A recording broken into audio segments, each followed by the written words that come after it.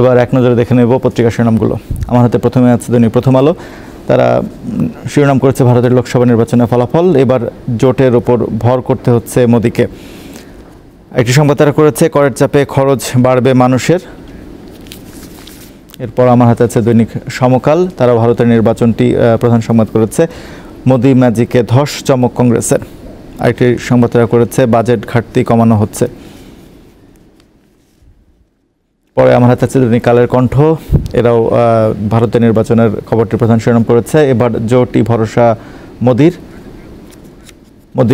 Modi magic নান, রাহুলের India জোটের চমক, সরকার গঠনের সুযোগ ইন্ডিয়ার সামনেও। দৈনিক ইত্তেফাক প্রধান শিরোনাম করেছে ভারতের লোকসভা নির্বাচন, সংখ্যাগরিষ্ঠতা বিজেপি জোট।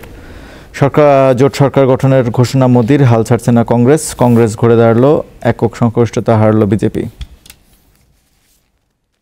এরপর আছে দৈনিক যুগান্তর, তারা বাজেটের নিউজটি প্রধান শিরোনাম করেছে 2024-25 অর্থ বছরের বাজেট চূড়ান্ত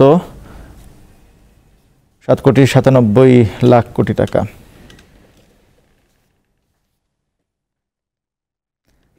এই ছিল পত্রিকার শিরোনাম।